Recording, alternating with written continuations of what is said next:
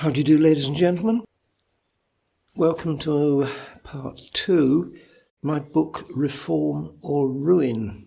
If we look back over recent history, we can see at least two major changes to the way people have been represented in government, certainly in the UK. Prior to the beginning of the 19th century, if you didn't have a financial stake in the state, meaning property, then you couldn't vote. The franchise gradually widened during that century, but very, very slowly, and almost without real consequence. This meant that the majority of the population had no representation in Parliament at all. This situation was highlighted by Friedrich Engels in 1845 in his book entitled The Condition of the Working Class in England. They didn't use snappy titles in those days. This was followed by several pamphlets, but the real shocker came in 1903 with the publication by the famous novelist Jack London of his book The People of the Abyss. This vividly portrayed life in London's East End at the turn of the century.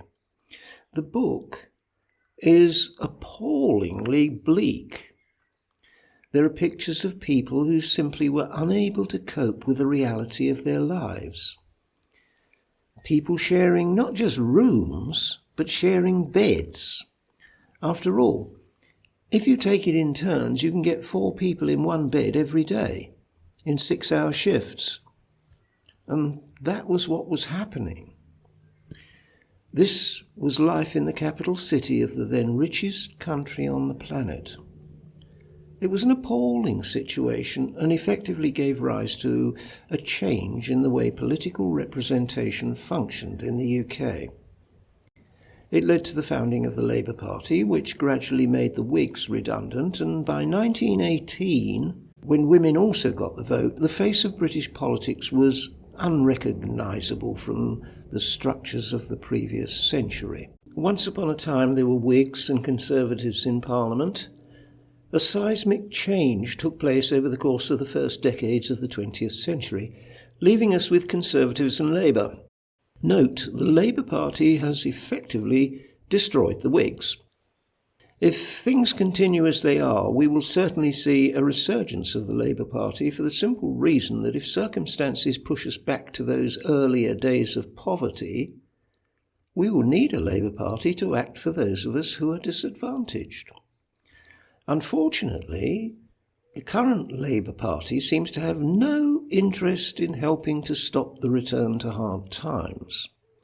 In fact, the current opposition party presents no opposition at all. Labour representatives simply are not doing their job of opposing. If, on the other hand, we can reverse the current situation, what is the Labour Party supposed to represent? The workers. But most workers in the future will be machines. Is that the future role of the modern Labour Party, to represent machines?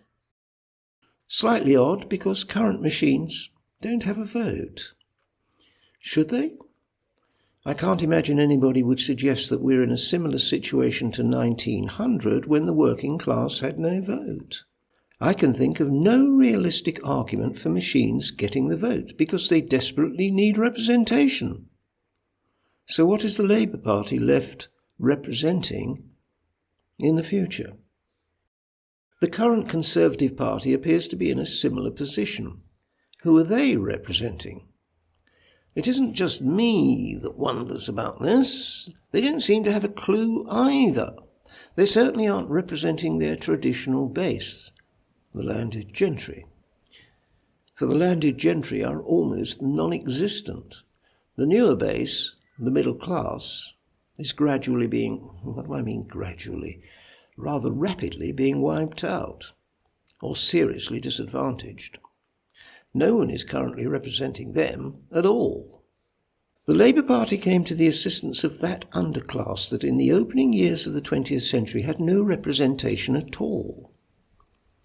If I look towards Westminster, I can see no one now representing me, or my friends, or indeed anyone I meet.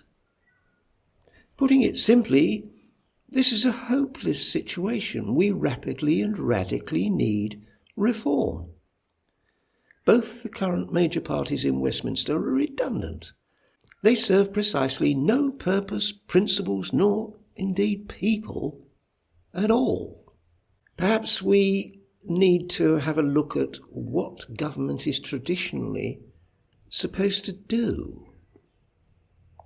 I maintain that right now there is a misunderstanding of what government is even supposed to be about. Things weren't always that way. Let me take you back a bit to the early 19th century and the Representation of the People's Act, which sets out a set of rules for the way the country is supposed to be run by certain persons who are to be regarded as the representatives of the people who live in certain electoral divisions. There have been several updates, and all the bills are described as being about the representation of the general public or certain classes within the population. In 1918, for instance, women were given the vote, but all the titles of these various bills have one thing in common. They discuss the representation of the people. In short, the UK Parliament is there to represent the people. Has anybody spotted that things have changed? Not only has there been a change of perspective, but an assumption has developed that is precisely at variance with the descriptions of the various Acts of Parliament. No matter where you look, or what document you peruse, or what speech you listen to today, our representatives are consistently referred to as our leaders. God help us. Let's get this straight. They are not our leaders. They are, by statutory definition, our representatives. This may be regarded as a bit of nitpicking, but I maintain that the current misconception of what government is supposed to be leads to a complete mismanagement and manipulation of the forms put in place to govern a society. As time goes on, the whole concept of government as a method of control becomes more and more ingrained in the general consciousness. And it's about time this pernicious creep in conception was stopped and indeed reversed. Exactly the same is supposed to be true in the USA. Doesn't that country have a government body known as the House of Representatives? Is that word representative so difficult to understand? It certainly seems to be very easy to subvert that word to mean what the heck anyone chooses it to mean. Wouldn't it be a good idea to go back to basics and stop playing around with words to make them mean something they don't mean and were never intended to mean? Doing just that has become very difficult over the past decade or so as woke ideas have latched on to the wonderful idea which plays out in George Orwell's infamous book, 1984. In that book, the concept is known quite simply as doublespeak, where meanings are quite deliberately turned round to mean the opposite of what the dictionary of normal speak defines. A rather modern and very simple use of this concept is the American newly acquired habit of calling people who are black skin people of colour, when we all know, or should know, that black is a word used scientifically, when regarding colour this is, scientifically it means lack of colour. There are several instances of this way of misusing words, and calling our representatives our leaders is just one more. And that leads us further into a linguistic mire where science is these days more often than not mocked, which is odd, as our lives are in so many ways enriched by the findings of science.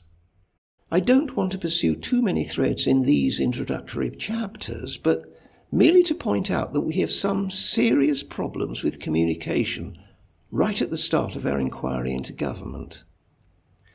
Let us return to our servants in Parliament, or the people who are supposed to be our servants up there.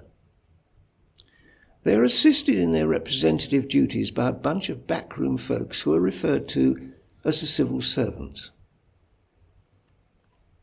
They are not bosses. They are not employed to tell us what to do. They are our servants. Is there not a rather strong clue in the name? Civil servant. And it is about time we started to remember and enforce these fundamental and important points. Unless we get some fundamental definitions agreed at the outset, we shall all be going round and round in circles forevermore. That is exactly what seems to be going on in the current Houses of Parliament in the UK, and probably in most other countries as well. It seems to me that the first job for any government reformation is to return the system to basic principles, and for us to insist on the proper use of language and nomenclature.